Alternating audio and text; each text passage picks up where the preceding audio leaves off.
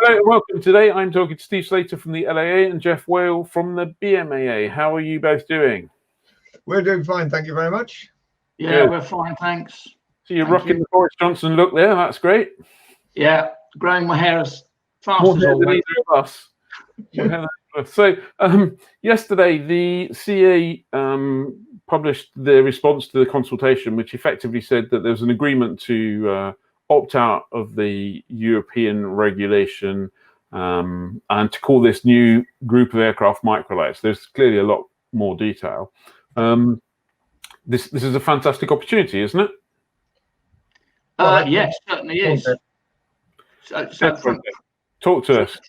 From the BMAA point of view, we've been asking the CAA to consider increasing the weight limit of microlights for many years. And the EASA opt-out has given us this opportunity, which thankfully, after the consultation was completed, the CAA have agreed. And now it looks like we can go ahead, albeit after quite a bit of work we have to do, but we can go ahead and have microlights weighing up to 600 kilograms. The advantage we want to see is a better payload per airframe rather than just heavy aircraft. So we'll have two people, two normal pilot sizes, and a reasonable amount of fuel, which is something that's been lacking in particularly the 3-axis aircraft over the last few years. Great. Steve, from the LAA's point of view, also a great opportunity. It is, and it's to be fair to all the organisations, it's something we've all been working toward. Geoff and I sit on a joint working group with the CAA. That helped them frame the consultation. We're working with industry as well, of course, the microlight and light aircraft manufacturers. And it also opens this up to light aircraft pilots on a PPL or a LAPL to actually also be able, with differences training, to fly an aircraft which is not necessarily at the 425 kilo bracket, but could well be with that greater payload. It makes a wider variety of aircraft available to LAA members and BMAA members. And frankly, the title microlight is, it makes very little difference. We're all sharing the same sky. We're all sharing the same sorts of flying. And this makes a lot of sense of bringing more modern designs, making them available, and also creating a pan-European and even global playing field, because what we're also looking at is in the framing of the new regulations that we'll be able to operate to, an uncertificated aeroplane, in other words, one without an EASA C of A, provided it meets design and build requirements, can be made available in this country, and likewise aircraft that are being designed and built in this country can be made available in export markets. So it helps everybody as a win-win. Excellent. So before we get on to talk about some of the detail about what it is and where we go from here, it might be worth spending a couple of minutes just talking about what it isn't. I've read a few things, I've spoken to a few people. To be clear, this doesn't mean that as of today, someone who has a 450 kilo microlight can just go out and fly it up to 600 kilos, does it? If I answer for our fleet, no, certainly not. There will be a process to go through whereby if an aircraft has been certified in another country to a higher weight, or if a manufacturer believes that the aircraft can meet a higher weight within the 600 kilograms, it'll have to go through the UK recertification program.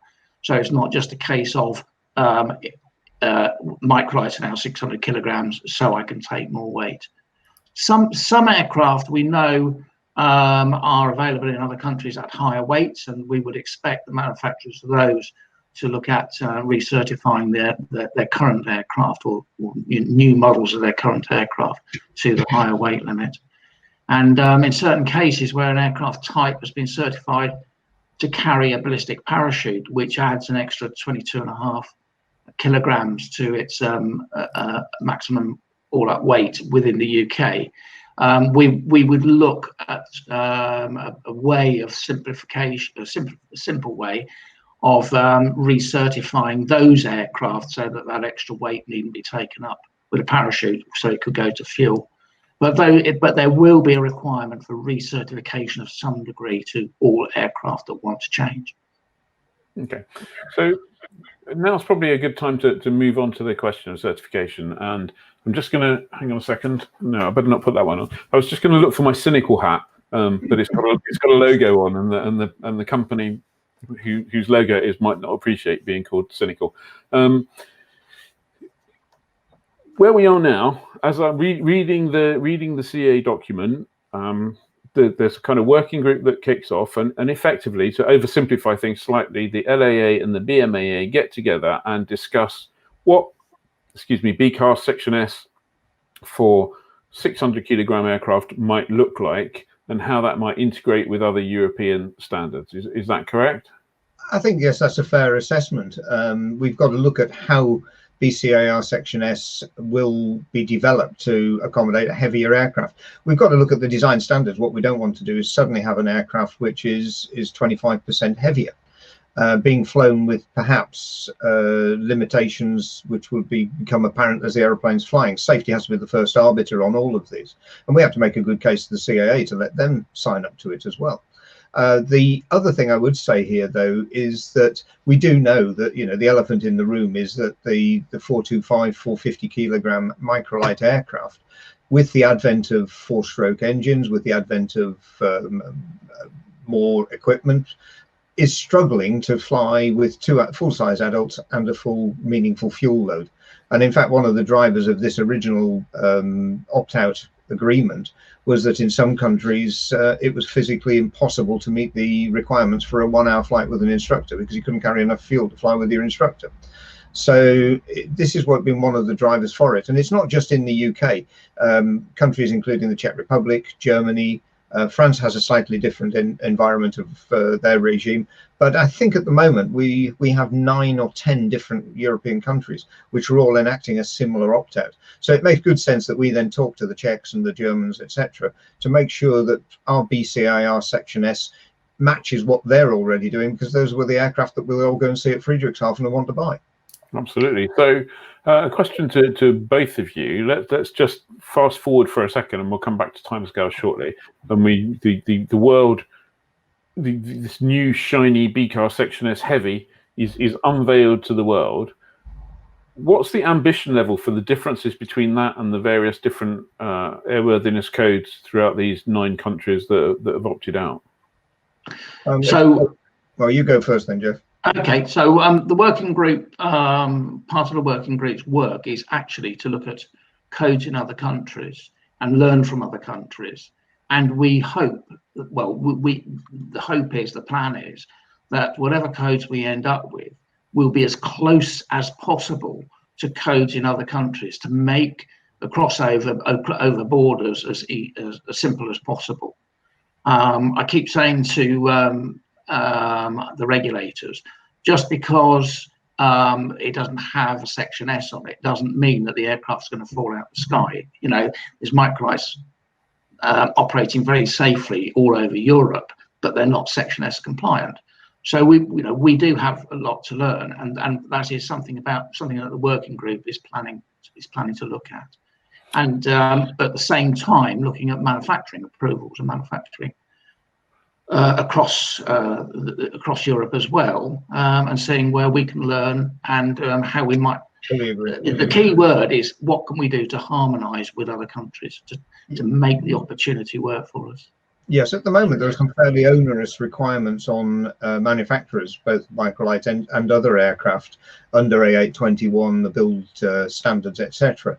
Both the LAA and the BMAA are actually pretty experienced at auditing build standards. So we are in a good position to look at that and review that.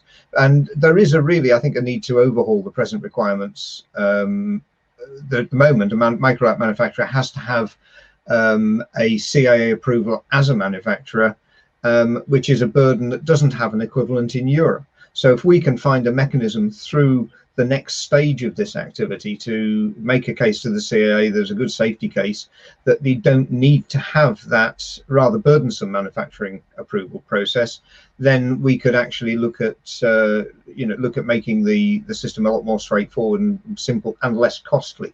And that's costly to the CAA as well, because the CAA under recovers on every one of its manufacturer surveys at the moment. They charge a certain amount of money, and frankly it doesn't cover the cost of them going out there doing the surveys.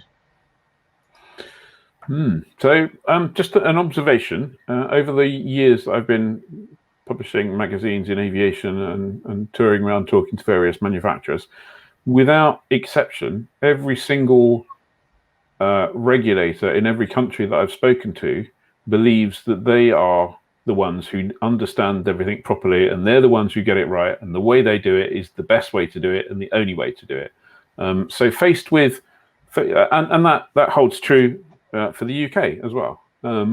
Faced with a collection of countries who all believe that they know best, what's the likelihood of us getting something that's interoperable, where we've the bare minimum of work to be done? Either UK manufacturers will be able to export to these other countries, or these other countries will be able to export from there to the UK.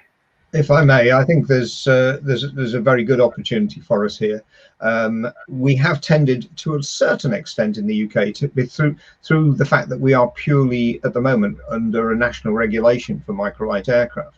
We have, I wouldn't say we've been insular, but we've certainly on the build approvals and things like that, it's always been done on a UK only basis and then expanded into other markets. And I've got to say, certain manufacturers, and I'm thinking of a couple of names which I better not start advertising, have done incredibly well in European markets because they've got already accepted the fact that they can design to those other specifications. But what I would say there is that's a great opportunity for us. It's a great opportunity for Little Britain PLC. It's a great one for other manufacturers and importers to start looking at coming in with different types of aircraft. And it does give us an opportunity. This isn't going to happen overnight. And one thing I would say is that the CAA is committed to performance-based regulation. So what we can do is we can work hard, and Geoff and I are already working as part of a little team to look at the analysis of data, incident data, airworthiness data, to actually come up with something more robust that we can make future decisions based on. And at the moment, we're not really, the MOR system, because it doesn't apply to microlights, doesn't give the CAA very much information. I think the incident information they had to deal with was 25 incidents over a 5-year period. And when trying to extrapolate that to incidents per 1,000 flying hours, it gets a bit silly. We do need to come up with a more robust data system. Geoff and I are already working on that, and I think I've been tasked by my board as having that as one of my priorities. So we can start looking forward to that. This isn't going to happen overnight because of the Brexit environment and the likely CAA stepping out of EASA anyway.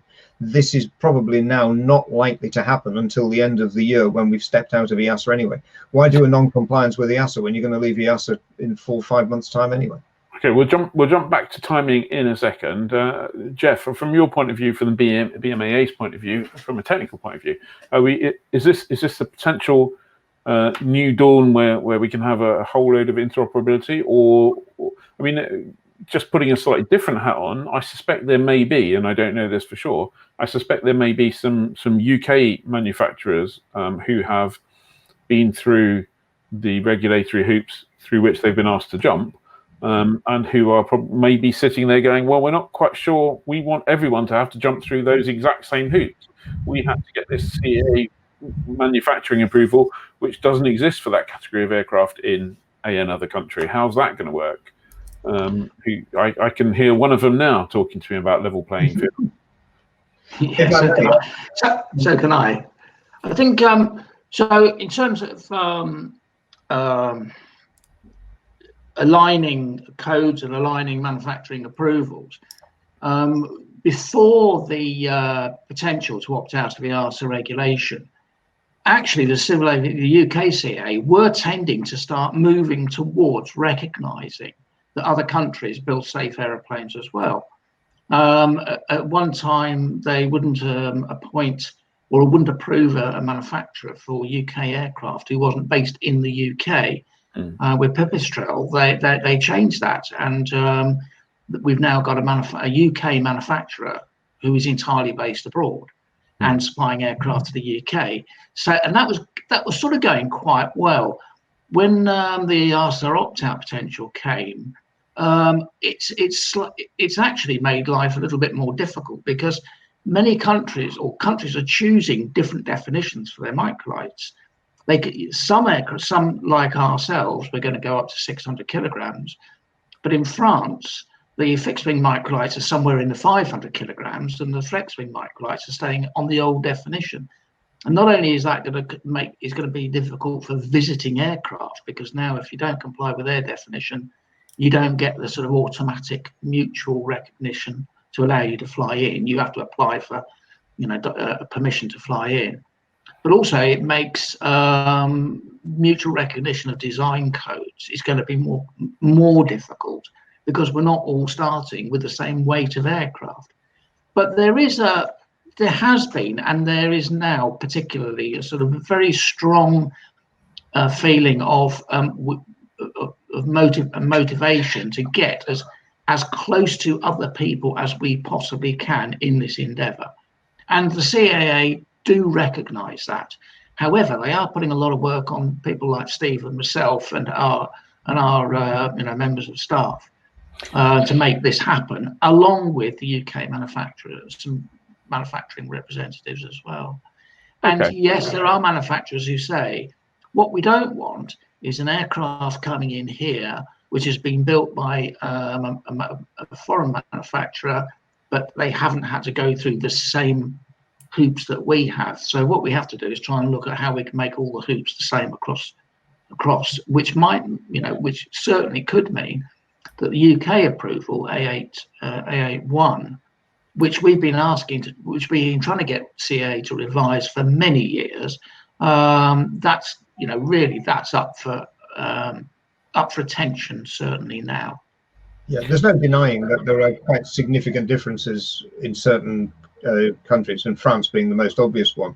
And there's no way that the CAA will ever let us move to the declarative airworthiness process, where in France, where the microlight manufacturer or even the microlight owner will declare, yes, I believe my aeroplane is, it's a bit like SSDR, I declare my aeroplane is perfectly flyable and get on with it. But we just were never going to get that. But equally, what we can do is, and I can understand the feelings of, and I can think of at least 2 manufacturers in the UK who've gone through the A81 process, which is expensive, it's onerous. But what we need to be doing is making sure that that is then A81 is fully recognised in the countries in exchange for us recognising their processes. And yes, there will be sometimes little differences in standards, and we'll have to perhaps review that as we go through the design review process of an aircraft or the build review process. And that's why we can't completely delegate that to an overseas authority just yet. But as Geoff has said already, Pipistrel have been a very, very good way of proving how that process can work in the microlight field. And again, what I will also say is, from the LAA point of view, it makes no difference to us whether it's called a microlight or not. We oversee 308 current flying microlights as we stand at the moment, either kit built or the Jabiru factory built ones. So it makes no difference to us. And Geoff and I are working very closely together to make sure we between us have a standard that then we can then sell to the CAA and then to other manufacturers.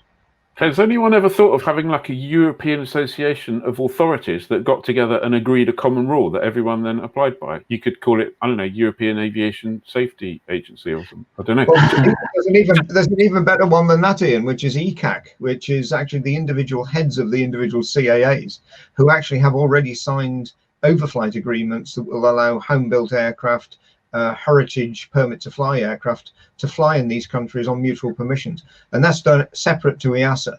So it's done by the signatures of the individual heads of authorities. And then we have EFLAVA, the European Federation of Light Experimental and Vintage.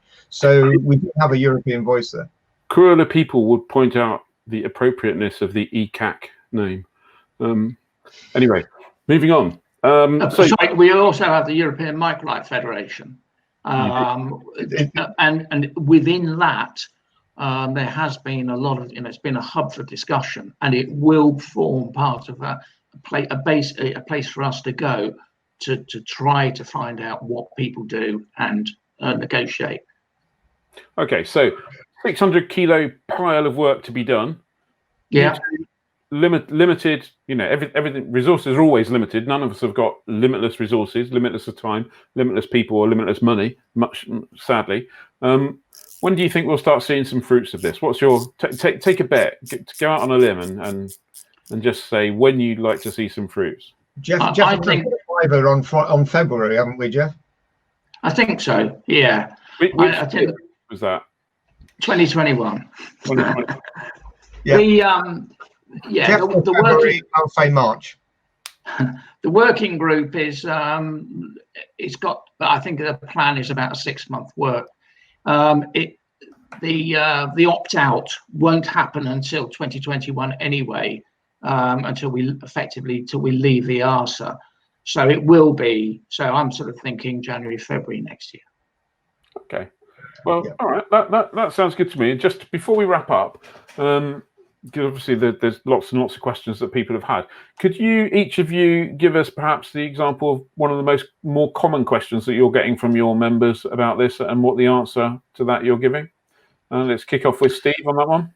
Yes, I think my most common question is, what's this all about? Does this mean we're going to start doing something very rapidly? And we're having to say, no, you've got to manage expectation here. This is actually the second stage of about a 4-stage process. The one thing I would say is, though, no CAA consultation has ever received over 1,300 responses before, and of those, 91% said they wanted this. So the CAA have got the biggest mandate they've ever had to deliver. Okay, excellent. And Geoff, how about you? We got a couple of questions, I suppose. One is, does it mean my microlight is suddenly a 600 kilogram microlight? And we've been through that and we explained that. And the other is, what's going to happen to licensing? And at the moment, we are. I've written a BMAA proposal for licensing, which will be based effectively on differences training. Our microlights have a huge range of weights now, and in fact, we can go up to 495 kilograms already with a float plane. So adding an extra 105 kilograms shouldn't make a huge amount of difference. But we do recognise that there's probably going to be a need for differences training in the area of flight performance character and handling characteristics, and also weight and balance and CFG calculations, which under Section S, the CFG calculations aren't really required, and so they sort of obviously weight calculation is, but CFG isn't. So we're hoping sort of differences training should cover most of it. Excellent. Well, I'd just like to wrap up by giving you a little personal perspective, which is, it seems to me that this is an absolutely fantastic opportunity for recreational and general aviation to have a whole new range of exciting aircraft, some new flexible licensing and counting microlight hours. That we are at the beginning of a journey. Well, we're not. We're partway through a journey, but an important stage has been reached that can take us to some really exciting and interesting places. But it seems to me that the next 6 months or so are fairly critical, and the benefits are ours to lose. And really, if we can nail this, and if there's anything I can do to help, just shout. Although I'm not quite sure what that would be, then I think it really is a promising new dawn for aviation. So I think one of the most exciting developments that we have over the next few years, and the great thing is all the aviational associations, member associations, are equally committed to delivering it. Yeah. The most surprising thing was in the first working group meeting, we all avidly agreed within the first half hour, and so that bodes well for the future. It does. That's fine. If you can all agree within the first half hour of the first working group, and all agree within the last half hour of the last working group, then yeah. we'll have it nailed, and we've got an amazing future ahead of us. So thank you very much for that. Thank you, Geoff. Thank you, Steve. If you enjoyed this, please give us a thumbs up, leave a comment in the section, and don't forget to subscribe. Thank you.